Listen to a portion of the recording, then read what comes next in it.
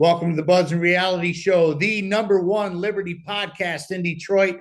I am Sean Collins, the guy with a lot to say, and I am here with my guest, Mr. Risket for the Brisket, Ian Murphy. How you doing, my friend? What's happening, Sean? Thanks for having me on, man. I appreciate it. I'm glad you decided to come do this, man. Like this was something so like organic and off the whim. I really needed a guest. My work week was actually absolutely insane. And then it got to the weekend. I'm like, oh my God, I didn't get a guest on my show. Boop, boop, boop on Twitter. You know, our X, it's X now. I'm sorry, you guys, formerly known as Twitter. I still call it Twitter. So do I. And I still call them tweets and all that good stuff. It's kind Yep. of like Pine Knob would always be Pine Knob, even though they changed it back to Pine Knob finally. Right. For all of you Exactly. outside of Michigan, Pine Knob is a concert venue that got bought out by corporations, Yeah. DTE Energy. So it was the DTE Theater or Energy Theater, but we still called it Pine Knob, and then they just changed it back to Pine Knob. So old school is always the best school. I will say that very much so. But dude, thank you so much for coming on.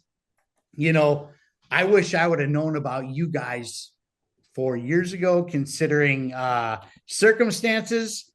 And you want to know what? I'm going to let you bring up those circumstances because you're the best one to tell them. Yeah. So again, thanks for having me on. The last 4 years. So I'm in the restaurant business. I live up in Gaylord. And for people that don't know where is, we're exit 279 and 282 off of I-75. So we're way up towards the tip of the mitt there. We're about just an hour south of Mackinac Bridge. So we've got a little barbecue restaurant right in Gaylord, 5 blocks off of I-75. We've been open since 2017, and we're just a small little 99-seat restaurant right downtown, not hidden by any means, right on the main drag.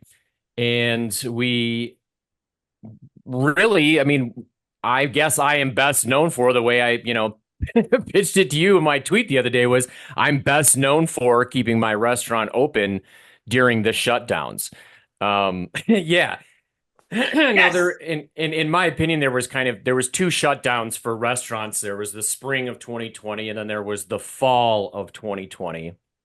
And in the springtime, when it was all new, we did the right thing and shut the restaurant down and did only takeout and did our duty as good citizens to what was the saying at the time? Help stop spread the whatever it is.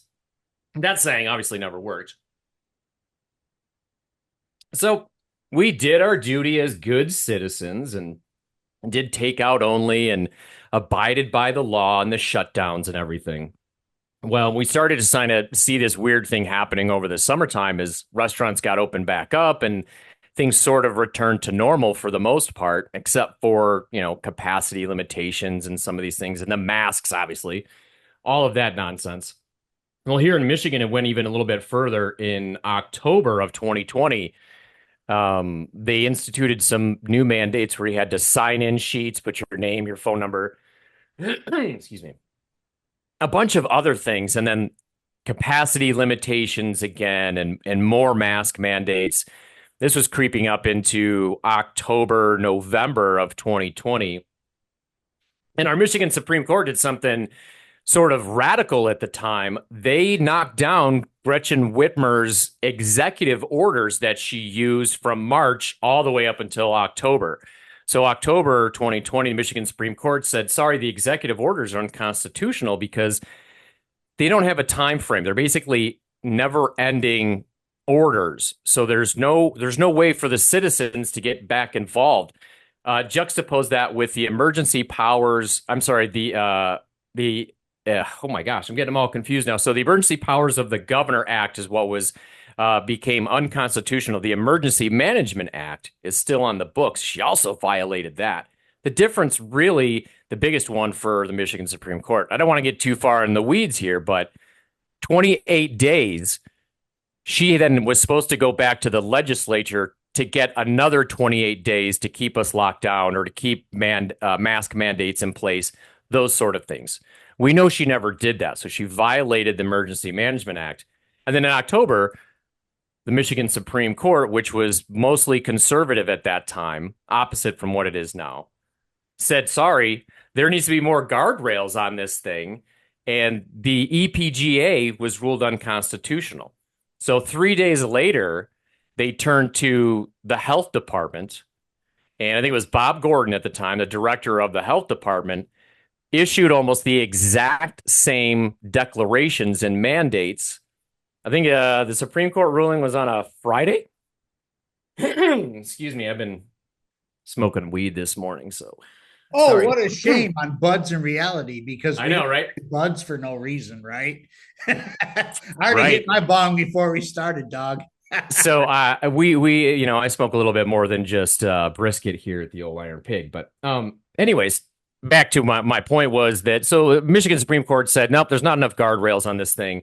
The governor turned to the health department, Bob Gordon, put out these new emergency orders, including sign-in sheets. And I mean, at the time, it took more to come into my restaurant than it did for me to go to the hospital over in Petoskey, which is just about an hour away, which is crazy. Crazy. It takes more. We got to provide more information to come into a restaurant than to go into a hospital where people are actually sick. That to me was just mind boggling. So we're creeping up on Thanksgiving, and up here in Northern Michigan, for us, Thanksgiving is a pretty big deal. More so for the night before Thanksgiving is one of the biggest bar nights of the year. Yes. And what she did about a week before that, the governor, I should say, technically the health department director, shut down restaurants completely again to only takeout.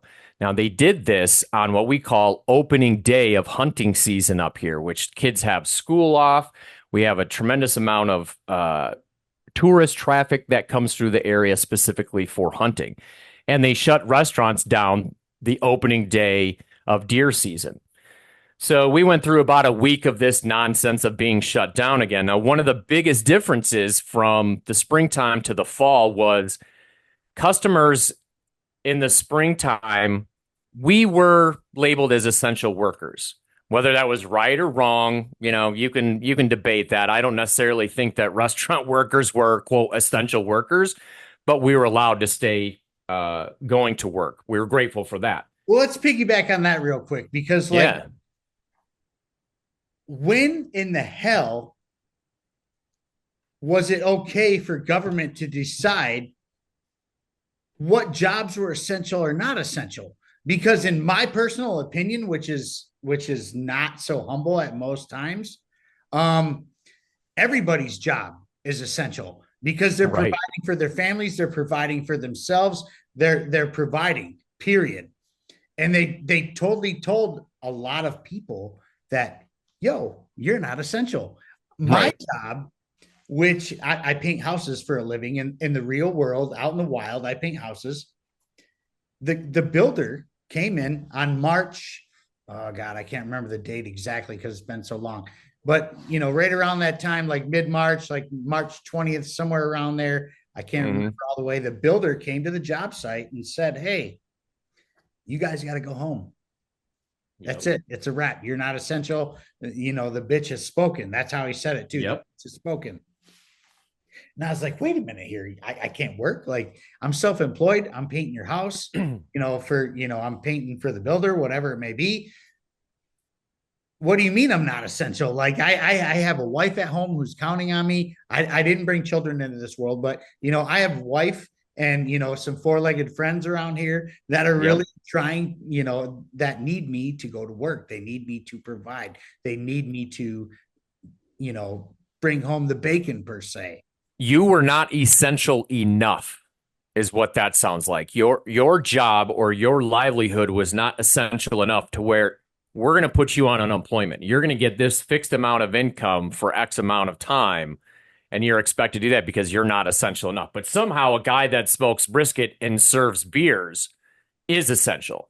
The whole thing was just wildly. I mean, I'll be honest with you, Sean. I knew that it was bullshit, BS, from the beginning when they issued things like sneeze into your elbow, don't pick your nose, don't put your fingers in your eyes. like, why are we not doing these things to begin with? You're telling me that by washing my hands to a Dave Matthews song is going to curb the biggest pandemic in my lifetime. I was like, this just it either is as deadly as they are saying, or it's not. I from Jump Street, I couldn't quite understand. We're going to send these people home, but these people are going to allowed to be staying at work. We can have cloths around our faces, but we can sit and pull them down when we're at a table. It just the whole thing was just backwards, and people started to see through some of that. And then there's the other people that didn't see through that. And when we came to the October, November shutdowns, customers didn't see restaurant workers as essential anymore. They saw a lot of us as well. What happened over the summertime is a lot of people were taking to social media, were taking to peer review sites like a Yelp or a Google, and were expressing their frustrations with either having to wear masks or people not wearing masks.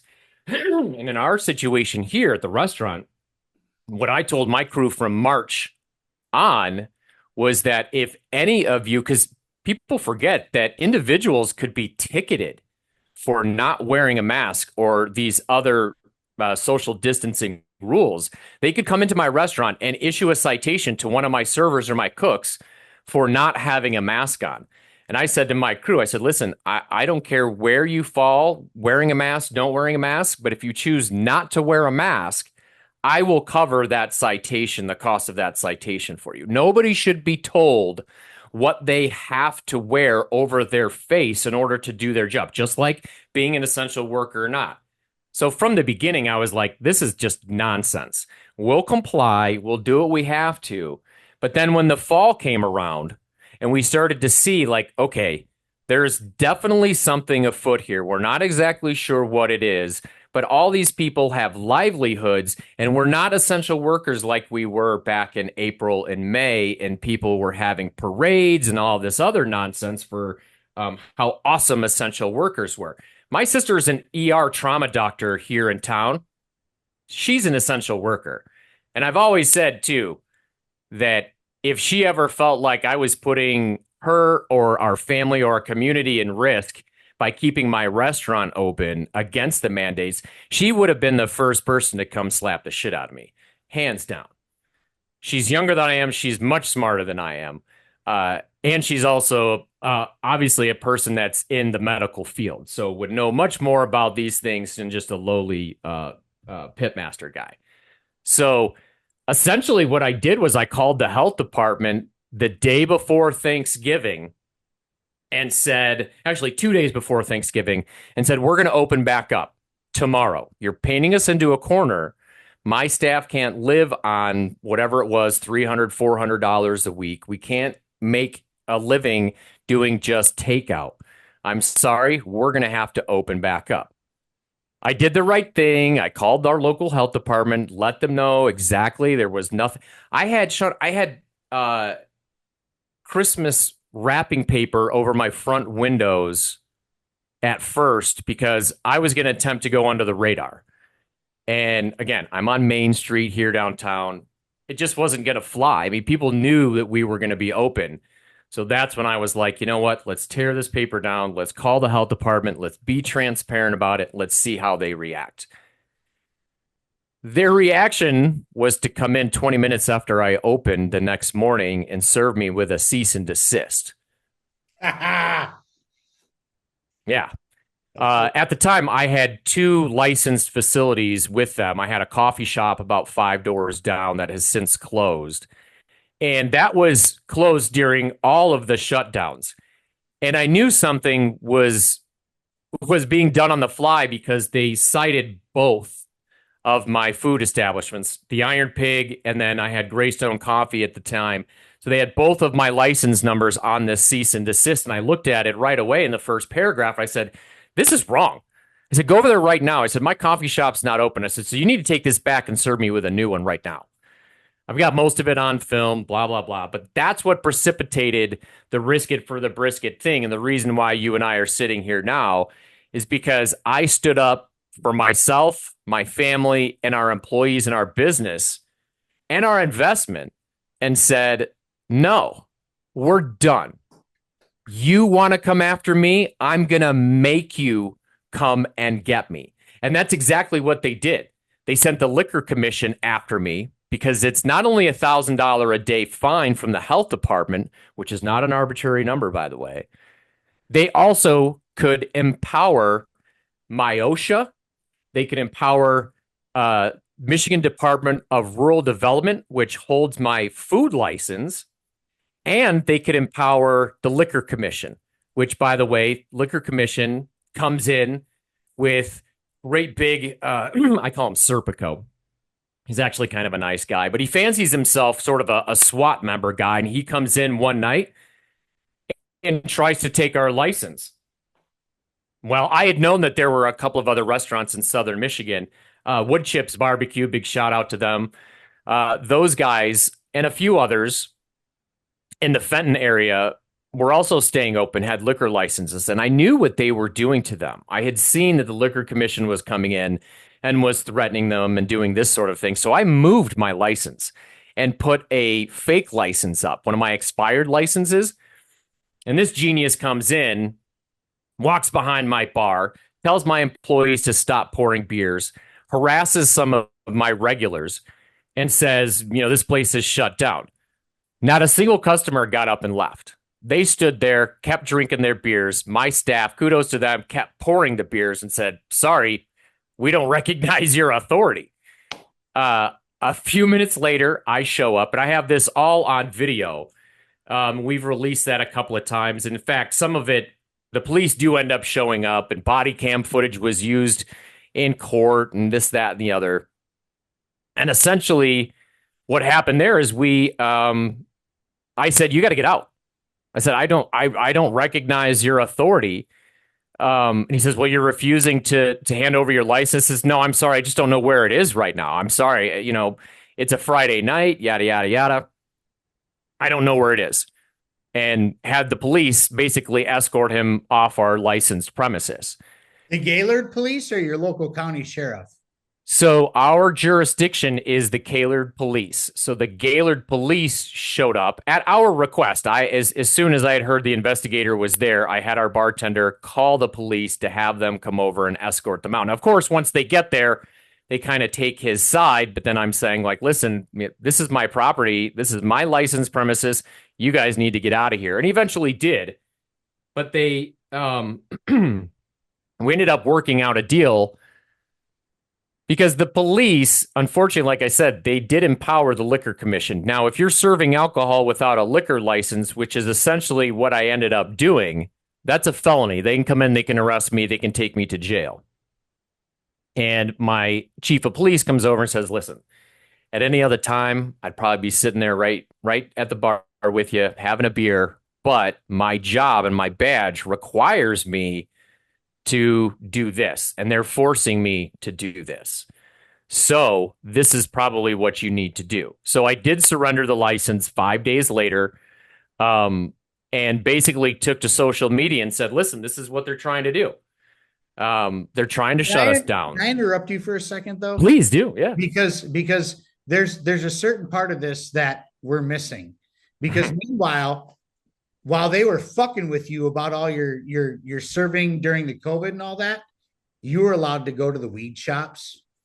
You were allowed to go buy lottery tickets, which, by the way, we're both potheads here. We both smoke a lot of weed, and we're not against that, but you could still go get weed from the weed shop.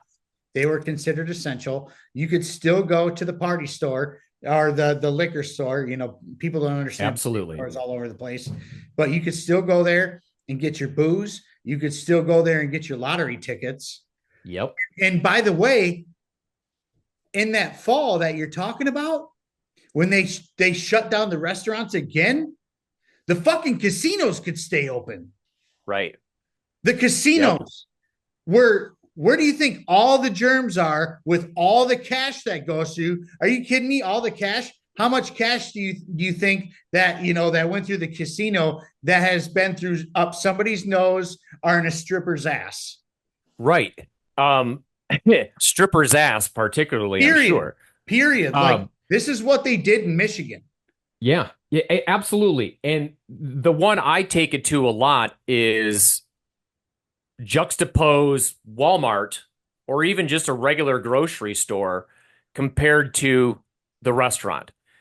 Why were there never capacity limits put on a Walmart, but they'll put it on my 99 seat restaurant? And they say, well, it's because people are in close proximity. Um, I've been to Walmart recently, and there are plenty of people in close proximity. And there's some of the grossest people on the planet, honestly.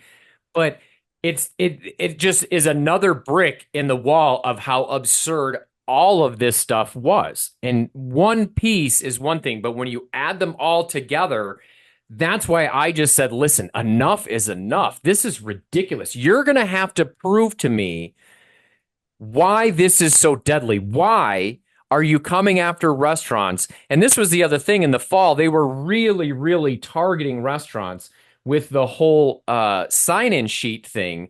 You didn't have to do that in any other business. When you walk into the parts store, you didn't have to sign a sheet that said Ian was here at 3:30 and here's my phone number. And then if somebody gets COVID, we're going to contact you for contact tracing. That's absurd. The other thing I want to point out, Sean, not once, not once, and the health department had to admit this on record in court. Not once was there ever a case of COVID-19 in my restaurant, even so far as they never even reached out to me for a contact trace. So there was never even a contact tracing done in all the years that all these mandates were going on and all this BS and they were coming after restaurants. Not one case of COVID in my restaurant. I could see if maybe somehow our entire staff got sick or something, I could maybe understand the health department coming in and saying, well, we need to shut you down for 5 days until your staff recovers or whatever it is. That maybe even would make some logical sense. But we never had case one here at the Iron Pig, and they came after us like we were killing grandma or killing babies out on Main Street out there. It's that insane. And I had to You speak I of had to killing bring it. grandmas. Who was killing grandmas? I'm going to tell you who was killing grandmas. It was Gretchen Whitmer, who was putting COVID patients in nursing homes. Right. That's exactly why I use that one, because it strikes a chord when I say that, because that's exactly what was going on. Everybody knew from the beginning who was most susceptible to this. It was obese people and it was the elderly. I'm sorry to say that, but those are just the facts. That's just how that's what happens, right? I'm a type 1 diabetic, so technically I was in that comorbidity crowd, right? I should have gotten COVID. I never did. Never have. My wife never did either. Well, maybe you just didn't know you didn't have symptoms. Well, then my wife somehow was also immune to it as well. Reel and that everybody back else a minute. here in my Reel restaurant. that back a minute. They tried to play that off for years now. They've been playing it off that you could have symptoms of a sickness or not have symptoms of a sickness, I should say, but you were still sick. Dude, Right. I don't know what to tell y'all. If you're sick, even if you have the sniffles, even if you have a little scratch behind your ear, anything, you know if something's wrong.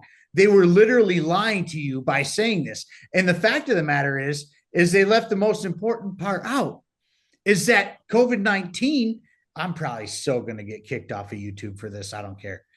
COVID-19 was actually a biological weapon that was supposed to be used for war that accidentally snuck out. Rand Paul was great about exposing that with Dr. Fauci.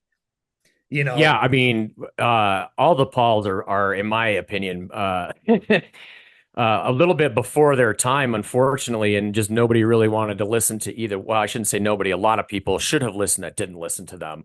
I consider myself a small L libertarian. People want to paint me as Republican because of my standpoint, my stand on a lot of things. People want to paint me as a Trumper. A lot of this, that's the other thing that comes into play with all of this is the politically charged atmosphere of the election, right? So all of this is happening all around the 2020 election as well. So when I come out and say, I'm against these mandates, I'm against forced shutdowns, I'm against all of this government intrusion into our lives, I'm immediately labeled a Trumper. I'm immediately labeled extremist, right wing. I'm immediately labeled one of these people that probably participated in, further down the line after January. I'm labeled as somebody that probably went to the Capitol, or I'm probably a Proud Boy, or some of this dumbass shit. And it's like, why? Because I think for myself and I choose to ask questions and question authority and question government.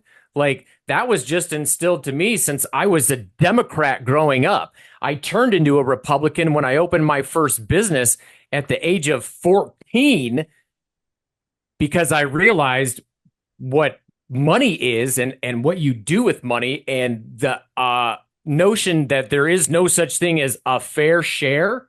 I cannot stand that terminology. And Amen. that's coming back big time. So, and I have my issues. I know you do too with big L libertarians, especially lately. But that's where I stand. I don't stand on the Democrat side. I don't necessarily stand on the Republican side. I'm kind of somewhere. I wouldn't even say necessarily in the middle. I'm just leave me alone, right? Get the big machines out of the way. Get the regulatory burdens out of my way. Let these things. Let the free market take hold how they're supposed to. Free market of ideas and a free market economy is so essential. And that was just being so stifled during all of this. I couldn't take it anymore. We kept the restaurant open. They started coming after me first with the Liquor Commission, then with the Department of Agriculture after I didn't capitulate. So I'll cut to the chase. Liquor Commission suspended my liquor license for 90 days because I wasn't compliant. A $600 fine, which is a joke, but a 90-day suspension. I got the longest suspension for any license holder in Michigan. This was December, the first week of December 2020. So one of the first out of the gate, longest suspension, and they wanted to make me the example for everybody else in Michigan. Look, if you're going to dare, this is what you're going to get. We're going to take your coveted liquor license, your lotto ticket.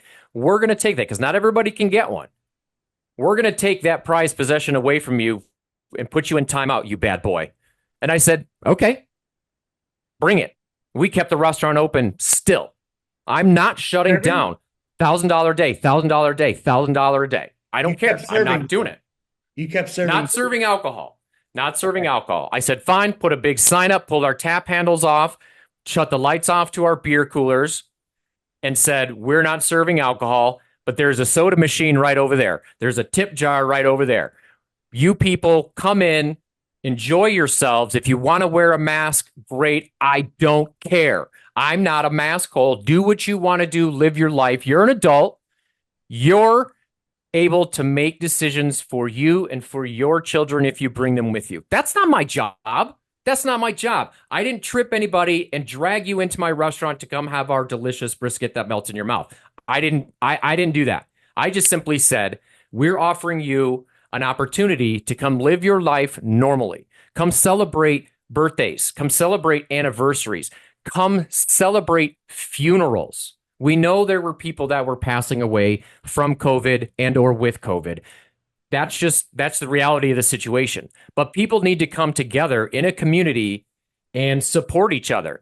And I was saying that earlier, I never really realized what a gathering place for the community bars and restaurants were. We always talk about the founding fathers and the Sons of Liberty and how they met in churches and bars and restaurants. Yeah, yes. Absolutely. It's just true. And it can't be overlooked that some of the first places that they tried to shut down were churches and bars and restaurants. Yeah. Yeah. Like this. So check this out, man. And you know this because you were here, you lived it. Not only did they shut down restaurants here, so there's the top 3 states in the COVID nonsense, right? For the worst mandates. Michigan was number 2. It went California, Newsom's a lunatic. Gretchen Hitler's a lunatic, and at the time it was Cuomo killing grannies, Cuomo, yep. grabbing fannies.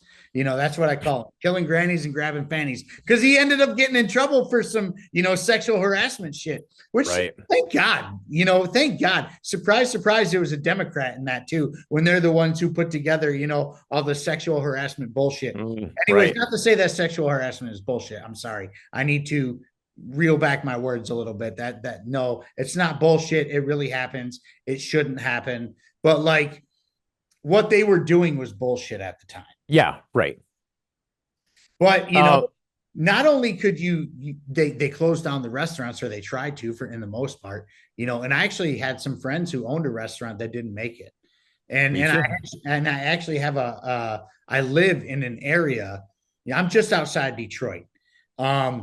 Like literally just outside of the west side of Detroit. And in the surrounding areas, Royal Oak, Ferndale, Berkeley, Birmingham, a lot of those restaurants did not make it through even the first wave of COVID. Right. Not even the first wave. They just couldn't make it because they weren't carryout joints. They weren't, they were sit down joints, stuff like that. Did those people receive any type of apology and I'm very much against subsidies, but like, meanwhile, they're giving people $1,000 a week to stay home and do nothing because that's what unemployment was. Yep. Michigan's unemployment was $362 a week. And then Trump added the $600. Yes, Trump did that, but they added the $600. So it's $1,000 a week to stay home. Most people in restaurants weren't making $1,000 a week, so they decided to stay home. And then it continued on for months and months and months. These restaurants couldn't stay open. It wasn't necessarily because they didn't have, the business to do so. It's because they had the lack of help. Nobody wanted to work at that point. They were getting free money. Why would anybody want to go to work when they're giving out a free $1,000 a week? I can't imagine a scenario where you're trying to shut down a segment of your economy other than this scenario where you pay employees to stay home, and the scenario which is happening and unfolding right now in Michigan with the change in the wage law and removal of the tip credit. I can't imagine a scenario where you're purposefully trying to kill a large portion of this economy in Michigan, hospitality, unless you were going to do those two things. Those two things right there are a surefire way to kill an entire sector of your industry in Michigan. I don't know what these people are thinking. I honestly don't think that they have any logic or any rationale to any of it. And they're just throwing stuff against the wall to get elected or to make people happy, as was the case in the early part of the pandemic, where, well, we're going to do something. What do we do? Well, let's give them some money to stay home. Let's shut down the restaurants, because that's got to be where it's coming from. That's the only place that well, these people can afford. Well, we'll make them stay home. Well, let's give them some money. Let's give them more money than we think that they're making. And by the way, let's charge the restaurants $1,000 a day if they don't comply. And again, $1,000 a day is not an arbitrary number. They knew that number was very, very, very specific. And I'll tell you, even sitting here 4 years later, Sean, 40% of restaurants in Michigan are not profitable. And most of it is because of all this lingering nonsense from 4 years ago, or even just 2 years ago, because we were still dealing with COVID stuff 2 years ago. Well, let's talk about that, homie, because this is what people don't realize is the price of things since 2020 have gone up 40% plus. Yeah. Which, surprise, surprise, when you hand out an endless supply of money to the masses, what do you think is going to happen? You're devaluing the dollar, so prices go up. I mean, this isn't rocket science. Anybody who's in economics knows, unless you're a Keynesian and you're a retard. Keynesians are retards. Austrian economic people are very much in the know. But the fact of the matter is, now, let me ask you this. Since 2020, everything has gone up tenfold, even more, 40% plus. Mm-hmm. You've obviously had to raise your prices. You've obviously had to raise your wages too to keep people in the house. Yep. How is that affecting you personally as a business owner? Well, I will say so. Let me preface this by saying I am a business owner. My wife works in our business. She's a bartender. So when I say things like, I'm against the wage law that is being implemented here come February, um, it's a little bit more nuanced than that. The minimum wage is ridiculous. I don't pay a single person minimum wage. I don't know many restaurateurs that are actually paying the current minimum wage, unless you have young kids that might be doing dishes or something like that. Which is why I'm advocating for a change in the nomenclature. It shouldn't be a minimum wage. It should be an entry level wage, right? If we're going to mess with terminology and try and call a minimum wage a livable wage, which is bullshit, because it's never intended to be a livable wage. It was always meant to be an entry wage into the employment marketplace. That's what it's meant to be. Your entry wage when you begin a new job or when you enter the workplace as a young adult. That's what it's intended to be. So let's get away from the living wage, minimum wage nonsense and call it an entry wage. So I'm for raising the entry wage. I'm not for tying it to inflation.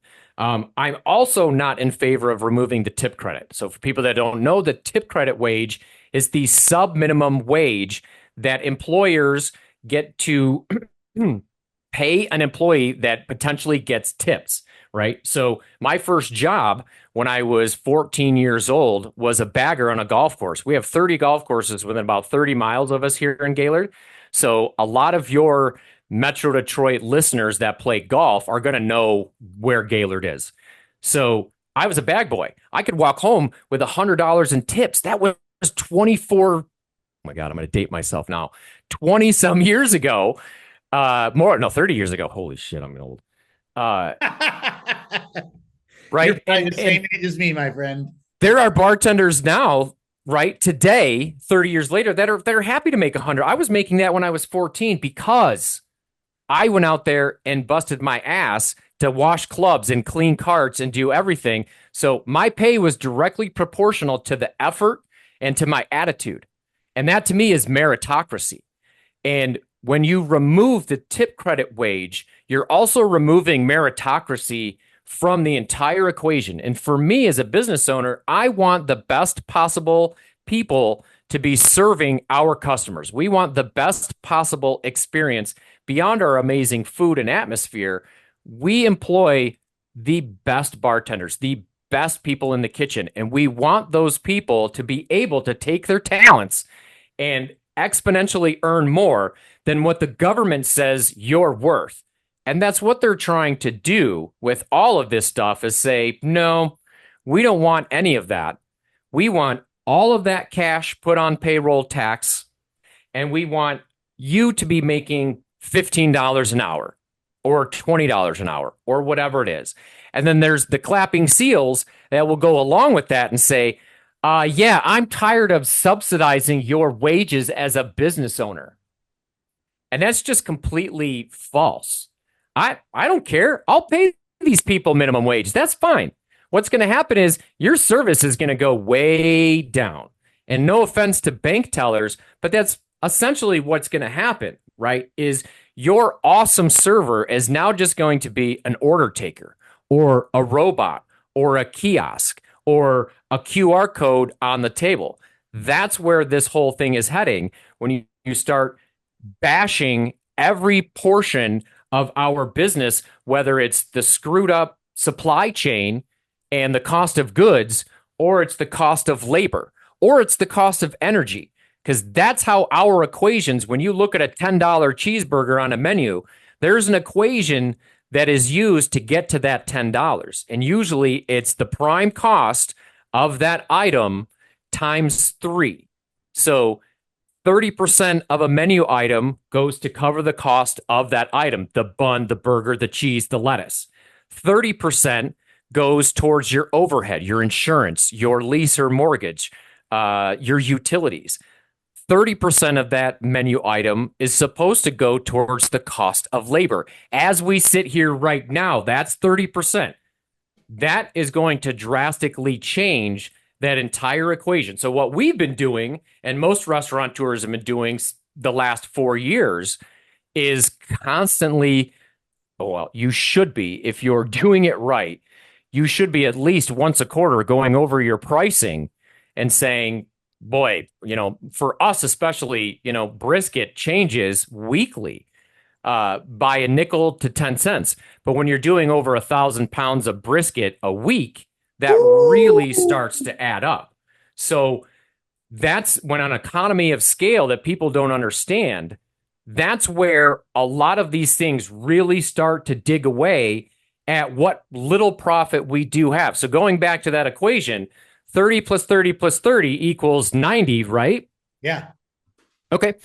That 10% left over, give or take, if you're doing it correctly, is supposed to be our profit. Now, we have one of the least profitable segments of the economy, restaurants. Like, the margins are very, very slim. All the talk about price gouging and supermarkets, they have even worse margins than what we operate on.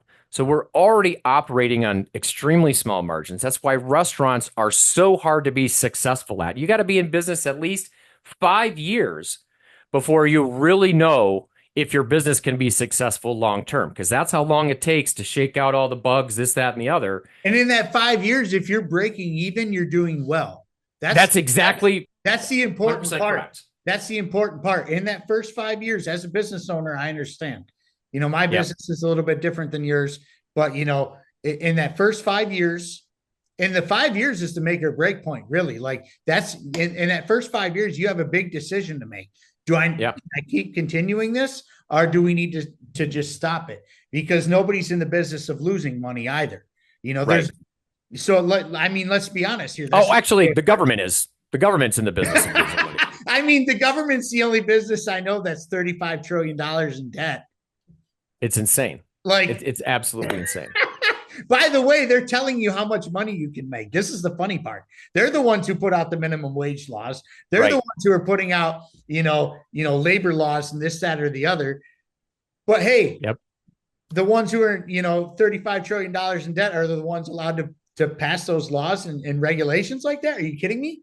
Right. And to this me, is why free markets are the only solution. Yeah, exactly. The free market is actually the solution to about 90% of this nation's problems, honestly. I absolutely believe that too. And I would also say deregulation or nullification of the administrative state. So where I come from and what I do, what I call my silly little podcast about, is exactly that. So what I am engaged in now through all of this process over the last 4 years, and this will all come together nicely, is basically lawfare. I don't really like that term, and I hadn't heard of it until just a couple of years ago. Well, maybe about 2 years ago. Not even realizing that I was engaged in lawfare, mainly against me at first, but now the tables are turned and I'm on the offensive. So the Liquor Commission took my license for 90 days, paid a $600 fine. Then the Department of Agriculture came after me, took my food license for 12 days until I said, yes, mommy and daddy, I will be a good little boy. And I had to basically write them a letter stating that I will have a sign-in sheet and I will make my staff wear the mask and this, that. It was so ridiculous. I had to beg for my food license back.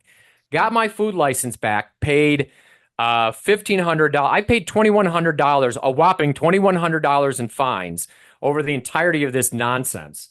Like 6 different court cases. So the Department of Agriculture came after me as well.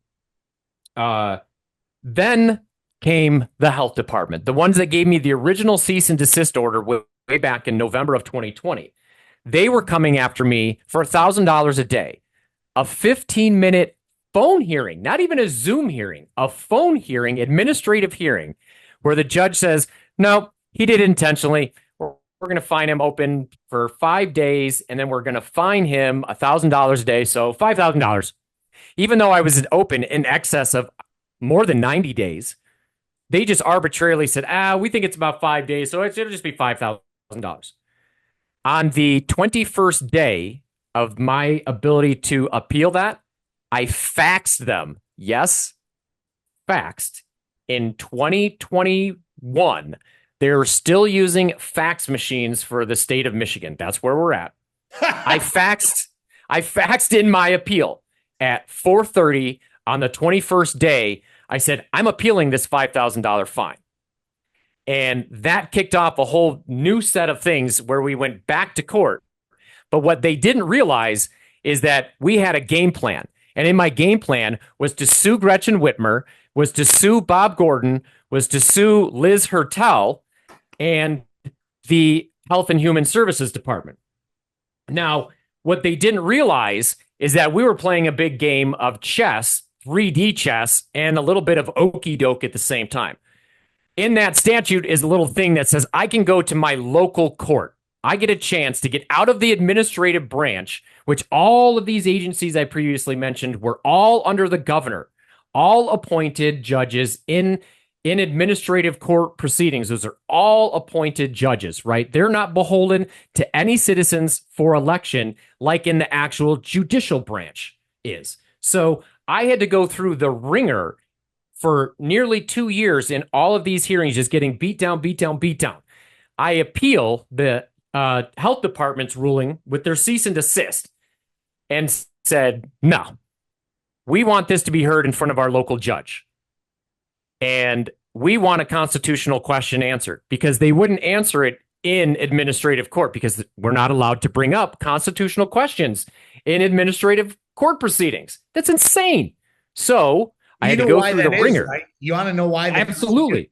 You want to know absolutely. The Constitution is null and void in a lot of state courts because of maritime laws.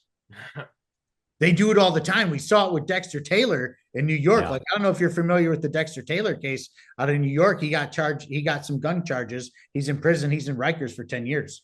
I did a big show with Donnie Anthony and Jeff Charles about the whole situation with Dexter Taylor, where his judge literally said the Second Amendment was not welcome in the courtroom, and it's not allowed. And it's because these courts are protected by maritime laws.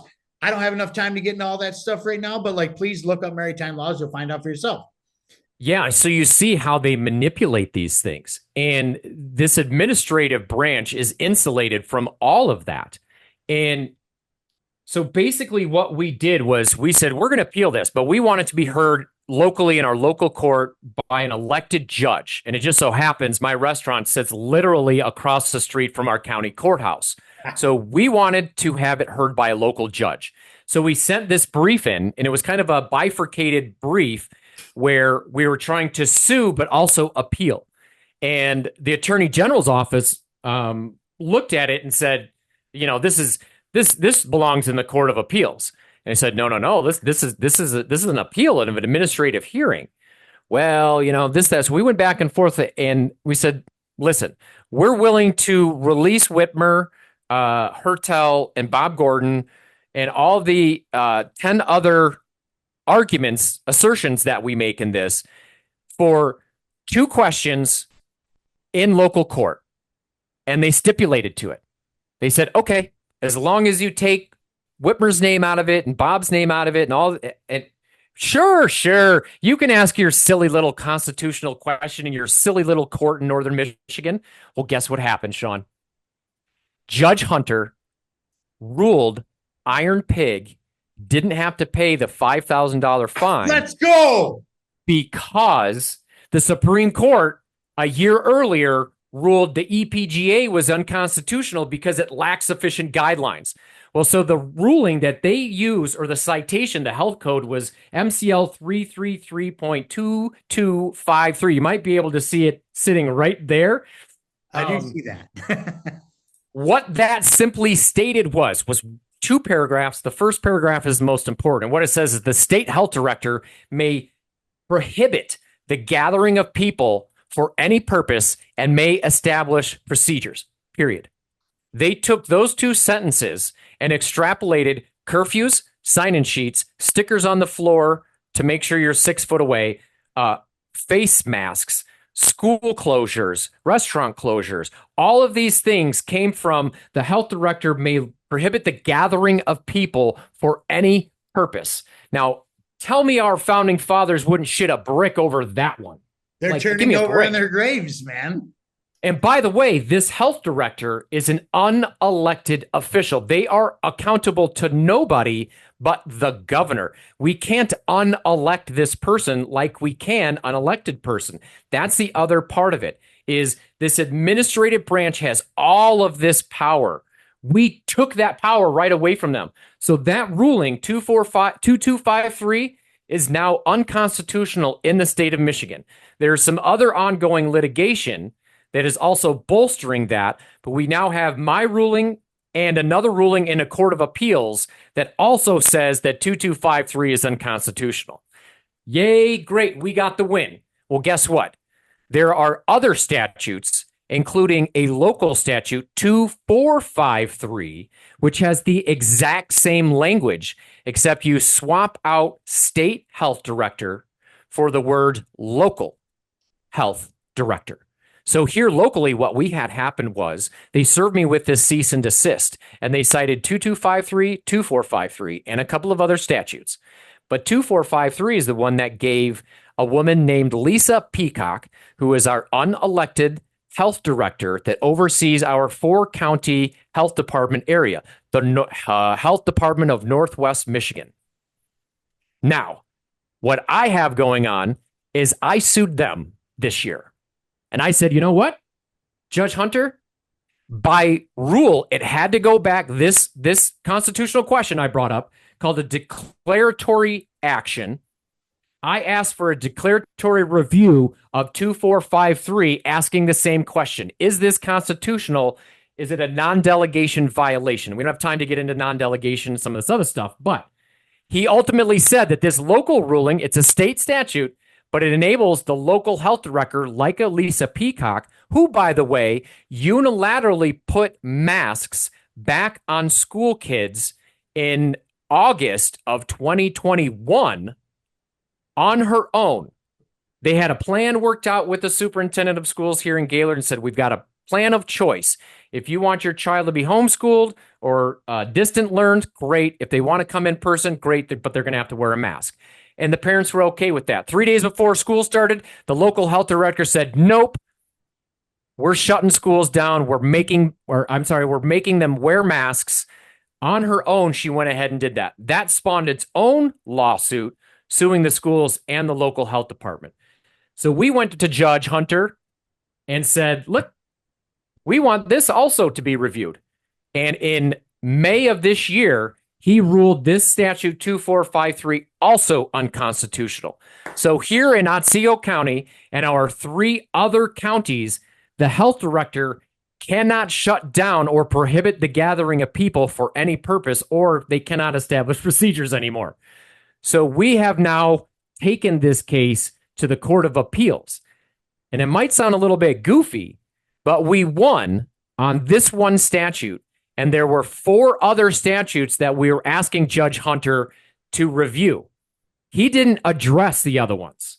So we actually decided to appeal our win and ask the Court of Appeals to look at these other statutes, which give the local health director more tremendous power to the tune of something like, quote, a condition which could reasonably be expected to cause death and disease. They used this one against me. They said that the Iron Pig had conditions on the premises which reasonably could be believed to harbor a disease and cause death and disease. Again, I refer back to the health department never could find a case of COVID or even contact tracing. So how could there be a condition on the premises? So this is what our mission is now, is to destroy the power that the administrative branch has here in Michigan. And we see the federal Supreme Court is doing the exact same thing with multiple rulings in not just this year, but a couple of years past. The Jarchese is a big one, which now allows for a jury trial in administrative proceedings. So if this Supreme Court ruling had come out a couple of years ago, the Michigan or the U.S. Supreme Court ruling, I could have potentially requested a jury trial in my first administrative hearing, and that could have been that. Or the jury could have said at the time, no, you're a bad man and you need to go in timeout. So that is where we're at now, is taking away power that the administrative branch, specifically here in Michigan, has so much power. Department of Agriculture. Up north here, the DNR has a ton of power. They can pull you over. These guys carry guns with them, for crying out loud. They have just as much power as the state police in the woods. They do. Exactly. If not more. Exactly. If not more. Exactly. I believe they have even more power than the state police when it comes to people being in the forest. They absolutely do. Now check this out, y'all. For everybody who's listening, you are witnessing the power of saying no right here. You're witnessing the power of somebody standing up and saying, we are not going to take this shit anymore. That's right. All it takes is just a few people to just stand up and say no. It really is. In one of the most communist states in the United States of America, mind you, Michigan, Gretchen Hitler, aka Whitmer, whatever you want to call it. All you have to do is stand up and say, no, enough already. Thank God for what you're doing, dude. Seriously. I wish more restaurateurs would have had, the mind to do such things instead of just bowing down and being like, well, this is the way it has to be, because they ended up losing, their livelihoods and their businesses, and it affects their families and their communities and such. Like, one of my good friends happened to own a diner and where I grew up, in the Milford Highland area. I grew up in Milford, Michigan. Highlands right next door. And there was a diner there since 1982, family owned. That was the place to go to. It's no more. That's sad. Because of this, and a lot of people say, well, it was COVID. No, it wasn't COVID. It was the government's response to COVID. Right. Right. COVID's just a sickness. That was just something which, mind you, they did. They put this together. They literally teamed up with China and made this bioweapon. They funded it. It's all the proofs in the pudding. Please. I don't know what to tell y'all. I'm so getting kicked off YouTube. There's two things too that, when this whole thing was going down, a lot of people shared that exact same sentiment. I wish more people, more restaurateurs, had the fortitude to do what you're doing, several sentiments like that. And I completely understand. In fact, a friend of mine had a diner right across the street. She's no longer in business. Had a diner. And in fact, we actually took over her old space. She vacated, moved across the street, opened a nice new version of her restaurant that we are now in. Again, she closed up, didn't last, a year after COVID. She stayed open for a day. We were texting back, should I do it? Should I do it? Should I do it? And I'm like, Kim, do it. She did it, was open not even a whole day. The health department came in, gave her the same cease and desist that I did, $1,000 a day. She messaged me later. She says, I can't do it. I can't afford $1,000 a day. And I said, I completely understand. And the thing about it is, and this goes to that fair share portion of it, or what's a living wage. Everybody's situation is different. Everybody's personal economy is different. Everybody's business plan is different. I lease my location. I don't own my location. We just purchased a new location here in town, so we're going to have a second location. But I understand why people just said, to hell with it. I'm not going to risk it. I completely understand that. We were just in a situation with my personal economy, our business. I was buying my former partner out at the time because he wanted nothing to do with COVID. And I said, you know what? I'll take it from here. And listen, there just comes a time where you have to say, exactly, enough is enough. And if people are looking at you to be the person that is running the show or the captain of the ship, and I'll be damned if I'm going to sit there and do nothing.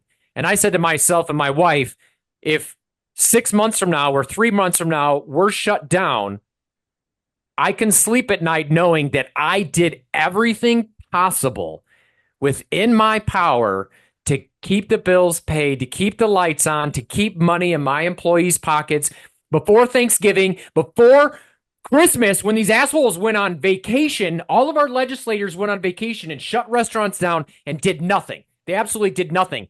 And that's what pissed me off the most. As you can tell, I'm getting a little pissed off about it now. Oh, yeah, I'm glad. I want you to be pissed off because I'm pissed off. This whole shit with COVID radicalized me. It radicalized me more than most people will ever even know ever. This is why I have this podcast. That's good. Like George W. Bush originally radicalized me. That's what turned me from a staunch Republican neoconservative to the libertarian movement. I found Ron Paul in 2007. But then come 2020, when the COVID thing happened, that was a whole new level. Look, I'm getting goosebumps, man. My hair. Dude, it took on a whole new level of radicalism. Mind you, the first month this was all going down, I was actually pretty shook about this. When that builder told us we couldn't work no more, I was like, maybe this is really serious. Maybe something is very serious. Yeah, I mean, talking to real people in the real world and people who actually worked in the medical field that were here. The local hospital here near my house, the Ascension in Southfield had 220 beds filled. Or I'm sorry, 220 beds designated. They weren't filled. They were designated for COVID patients. Those were never full. They closed down Cobo, or it wasn't closed down, but like they made Cobo into this giant like medical facility. Only a handful of people went in there, literally. And then the wheels started turning. I'm going, maybe something's wrong. And then I started some research. See, they fucked up with the internet. They really did. They gave us the internet. So we have all this access to information. I keep talking about this on shows lately because they did this. It's their fault. They gave us all this access to information. And then when we use it against them, it's false information. Right. What? I'll tell you the other thing is you're absolutely 100% correct. And thank goodness that they did give us the internet, because those of us that are awake now, right? Not woke, but awake. This is so the other part that I did want to mention is, yes, it does take somebody like me to stand up and say enough is enough, but that's only part of it or half of it or whatever percentage you want to assign to it. The other major component of this, right? We're engaged in commerce. This entire thing doesn't happen if people don't come and patron the Iron Pig in little downtown Gaylord. If people don't hear the message that we're putting out, that we're saying it's okay. Nobody has died from risking it for the brisket, which I'm not kidding, Sean. One of the judges actually said that. Oh, I see the defendant's slogan is risk it for the brisket. Should be more like die for the brisket. That's the hyperbole that they were putting out. So the other side of the equation has to be recognized that there were people that were smart enough, awake enough, and bold enough to say, nah, we're going to go support this crazy motherfucker up in Gaylord because you know what? We're awake. We're tired of hearing the same lies and the same nonsense over and over and over again, whether it's from politics or whether it's from the health food organization of things. All of it comes together and starts laying the foundation for what we're talking about, what we're representing today, which is enough is enough. And there are plenty of people that will stand behind us, stand behind me, or stand behind you if you decide that you're Carl the barber, or if you're, say, like Marlena, she went to jail for this crazy stuff. And by the way, they threatened me with jail. I got an email at 10:30 at night from the judge's clerk in Lansing saying, by the way, the judge does have the right to put Mr. Murphy in jail. So we would suggest that he close his restaurant up. And what he was referring to actually was, so I called them out on their BS. They were trying to close my restaurant down. They issued a restraining order, a temporary restraining order, TRO, close the Iron Pig right now. You are such a danger, Ian Murphy and the Iron Pig. Look how many people you're not killing and getting sick. You better shut down. Then the governor said, we're going to open restaurants back up to 25% capacity on Monday. Well, guess what I did? I opened my restaurant back up on Monday at 25% capacity. They sent in an undercover sting guy with a ball cap camera on. I have it on camera. I have the pictures of it. They submitted it to the court that afternoon and said, Iron Pig is not closed. And they issued an emergency hearing. I show up at that hearing. The judge says, no, I think the defendant knew exactly what he was doing. And my attorney brilliantly says, well, sorry, my client came to me and said, I've got two opposing orders here. I've got one order to close down because we're such a danger. And then the health department is saying that restaurants can open up because it's not a health danger. Which is it? So all this nonsense happens. They still want to threaten me with jail time because I refuse to shut down. And they knew that if one person could do it and showed that it could be done, that it would start spreading like wildfire. So they had to make an example out of little old me so everybody else would fall in line. And not everybody did, but enough people did where some 1,400 restaurants at least went out of business and probably counting now, I'm guessing. Oh, easily 1,400, and that wasn't even it. There was more small businesses that ended up being shut down that were considered essential. And the funny thing is that these Marxist Democrats are trying to say they're for the small businesses. Now they're, it's a 2024, it's an election year. Oh, small businesses are the backbone of this country. Where the fuck was that rhetoric over the COVID nonsense? There was no rhetoric. They kept the big box stores open because those are the people that pay them money to get their way. My body, my choice.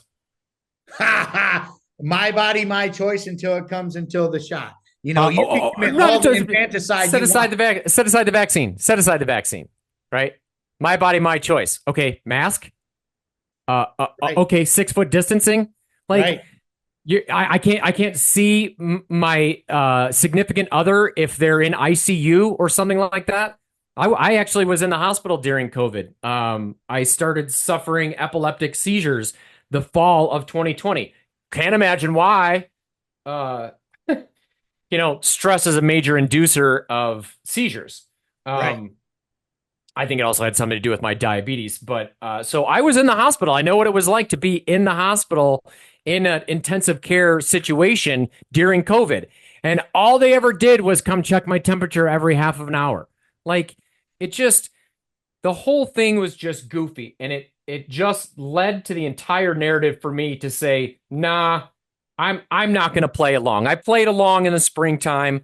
It got me to this point. And now all these people that said I should do this, I've basically just left us all in the dark right before Christmas and the holiday season, going into one of our busiest bar nights of the year. So I said, you know what? I'm done with all of you. I'm done. I'm not doing it. You're going to have to come after me, and I'm going to make you justify why you're trying to put a small business and our 25 employees out on the street right before Christmas. And you know what? They did it to a T. I'm sitting here expanding my business 4 years later because so many patriots and people understood what it was that we were fighting for, not against.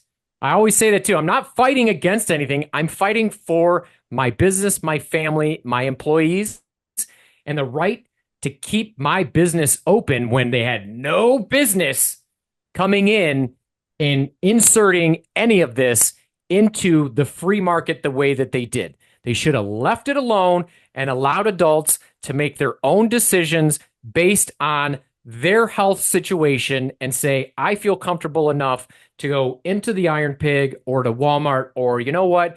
I'm scared because of A, B, C, or whatever. So I'm going to stay home, or I'm going to get my groceries via shipped, or whatever it is. That should be left entirely up to you. And we've gotten into this nanny state that is so overbearing. I don't want to have any part of it, honestly. And I hope that if there's any hope of Michigan recovering fully from this, which we now know what Michigan's unemployment was a fraction now of recovery of what all the other states are. So we know these things to be fact, that they are terrible policies, they're terrible laws, and the administrative branch has way too much power in this state.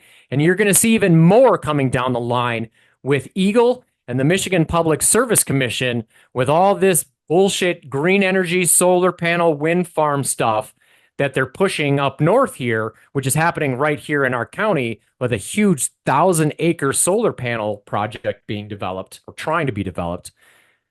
All of these things come from the executive branch overreaching and taking too much power from you and me, the citizens. It's that simple, dude.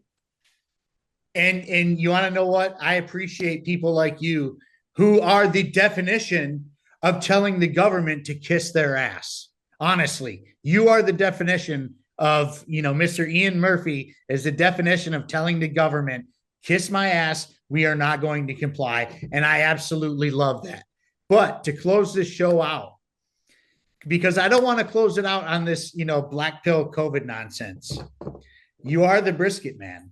And yes, I am a big fan of, as most Italians or, foreigners would say, smoke of the meats. I smoke a lot of meat around here. Wow, that actually sounded really bad. I'm not a P. Diddy. We smoke meats around here. I had to throw that in there. Current events are current. I don't see any bottles of lube behind you, so I think you're safe, bro. Exactly. Anyways, we are a big fan of smoking meats around here. And I am a big fan of brisket. I actually do a brisket that lasts about 20 hours on a charcoal grill. I cook on nice. charcoal. I do not cook on a gas fire grill. I feel like it's cheating. It's the difference between like gun hunting and bow hunting. I want the sport. Sure. Give me the bow hunting. Give me the charcoal grill. Are you allowed to give us your general brisket recipe without giving us the recipe? Yeah, I can. It's easy. So we focus our brisket around Texas style brisket. So we do a Texas crutch. So really what we do when we get our brisket in is we trim them up nice. And then our rub is really simple. It's salt, pepper, granulated onion, and granulated garlic. We rub that on. And then they go in our cooler for a little while. We warm our smoker up. We smoke cherry wood is what we use. It's harvested about half hour away over in the Boyne Valley area. So it gives it burns nice and slow and hot, but also sweet flavor to it. And then our brisket depends on the size of the brisket, but we'll smoke that brisket anywhere from 12 to 18 hours. 16 hours is usually kind of about the average. What we'll do is we'll smoke it for 4 to 6 hours, again, kind of depending on the size and kind of what else is in the smoker. We'll pull that brisket out and then we'll wrap it in tin-foil. That's where the Texas crutch comes in. Okay. We do a full wrap. Some Texas crutches are like an open, just like around the base of the brisket. We do a full wrap in our brisket in tinfoil, then they go back in and they finish for, whatever it is, another 12 or so hours. I don't want to be condescending when I say this. It's not rocket science, but that it's easy to mess up brisket. It is way too easy. It's not difficult to smoke brisket necessarily, but you have to be patient and you have to have all of the conditions have to be right. We smoke on our temperature. We like to say low and slow is our motto. So we're at like 2.25, maybe 250 sometimes. And we smoke brisket, pulled pork. We used to do salmon and sausage. When we open our new location, we're going to bring back the salmon. We're going to do some steaks and some other stuff as well. But brisket and pulled pork are our biggest sellers. Our pulled chicken has become wildly popular this summer for some reason. And of course, just as chicken prices start skyrocketing because, there's some very hanky things going on in the poultry business in this country. But Whatever you mean. on that front, we are at least seeing, our meat prices, ribs were getting kind of a crazy there the last couple of years to the point where we started pulling our ribs off the menu because we just, you try and charge, for a full rack. Sometimes we almost have to charge $40, and that's just obscene. Like nobody wants this. Like I'm gonna get laughed at for that.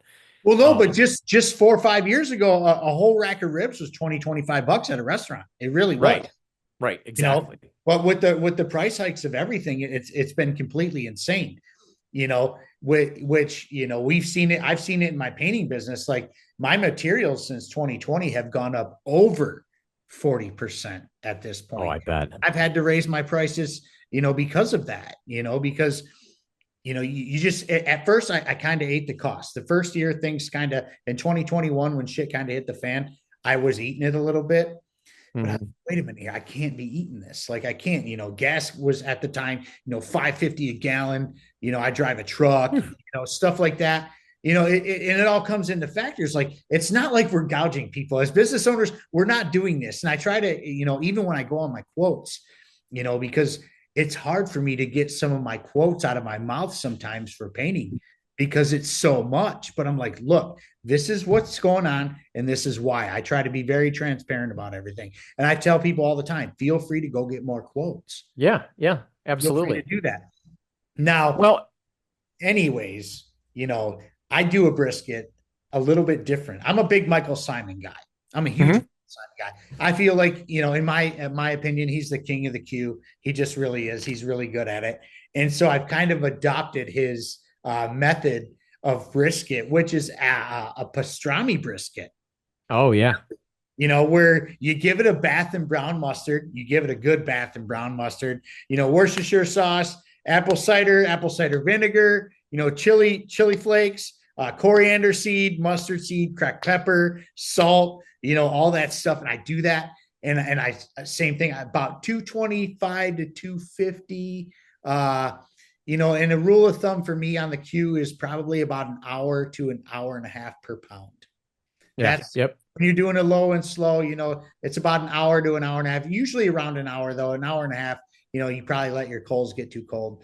But, you get it to about 165. I wrap mine in butcher paper rather than tinfoil. Sure. You get it back on the smoker for, until it gets about 205. You bring that some bitch off. Oh my God. Oh my I God. know, right? And but it's tedious. It takes time. You know what I mean? And as a painter, like most of my work is tedious and takes time. So like it's easier for me to kind of just let it do its thing or whatever. But at Hmm. first, when you first start barbecuing out, you're always like opening, yo, how's it going in Checking it, here? checking What's it. going on? Is everything okay in here? It's been a long time. And just when you think it's done, you're like, you stick your thermometer in the brisket and you're like, it's only at 125. It's been, 15 hours. I know, right? I know. It is tedious. And I love so all the ingredients that you listed off are all ingredients that are in our barbecue sauce. So we don't wet rub. All of our proteins are all dry rub, so we don't wet rub anything. So all those extra ingredients that you dry rub that you put on yours are all in our barbecue sauce. So I absolutely love that. It's perfect. Nice, nice. I love that. I love that, man. That's so cool. Dude, Ian, thank you so much for your time. I'm glad we had this conversation. I would like to have more with you, really. I can't believe I didn't know you were from Michigan. Like you've been following me on X for a while. And I'm like, and I put the post out like, oh my God, I've been so busy and I didn't get a guest. And you're like, hey, I'm here. What's going on? And I was like, where's this guy? I'm like, Gaylord, Michigan. Why am I not following this guy? Like, what is going on here? Like, why he's been following me? Like, why are we not doing this? Because really, 70% of my listeners are here in Michigan. And so obviously I'm here in Detroit, so it makes sense. But I would like to get more Michigan, involved here. It's been a lot of my buddies from all over, which is great. I love having everybody from all over, but I would love to have more Michigan influence on the show as well. I just had one of our Senate candidates on a couple weeks ago, Joseph Solis Mullen, who is a libertarian Oh, candidate yeah. for Yep. Senate. Um, that was a great conversation. I went and saw him speak in Dearborn just last week, and he's great. And I wish he had more of a platform to really get himself out there, because he knows, just for him to get on the debate stage Mm, against the other, Mike Rogers and Slotkin, he's got to raise at least like $3 million I know. just to even be considered for the debate stage. It doesn't, some of these people want to talk about the term equity. And in that arena, it doesn't seem like there is much equity of ideas for, the equal platforms to get up there. And I think that's, by design, and I don't want to, get off on a tangent, but, the two-party system really is, I don't think was ever intended by our founding fathers. And I think we are seeing the ultimate outcome of a two-party system is just creating such a bipolar atmosphere where people that used to not talk about politics that were friends, it's all about politics and they're not friends anymore. I mean, I've had this happen in my personal life. I've lost a lot of friends over all this COVID nonsense bullshit. Again, like I said, people think that I'm a Trumper, I'm a right-wing extremist, or this, that, and the other, and it's that's just not the case.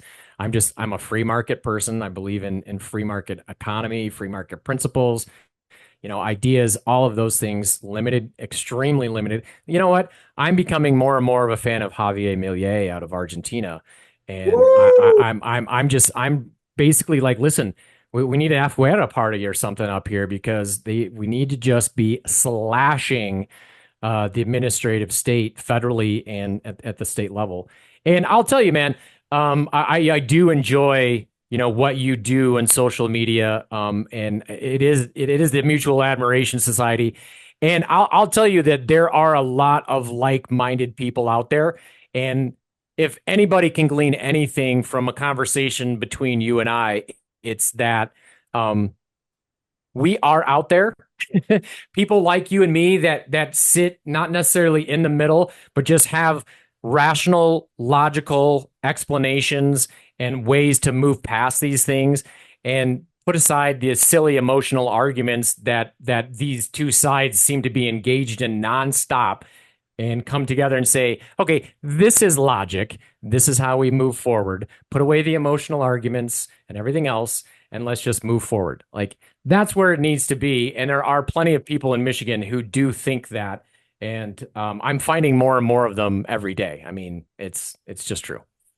And that's the thing, is like, the media is not the real world. What the media is telling us about everyday people is not true. It's not even close to being true. I just No. had a conversation with somebody earlier this morning about how Detroit is full of Harris supporters, which they're not wrong. Detroit is predominantly Democrat, but you'd be surprised on how close it is. Mhm. Like, people, it's quite obvious that black people have a majority in Detroit. Black people are starting to get wise to the Democrat Party, and Hmm. the more I talk to Hmm. people every day, the more I'm finding out. Now they're not going to go and vote for Trump. They're probably not going to vote at all, which is what, that's me. I tell Yeah. them all the time, I'm not voting. I'm not doing it.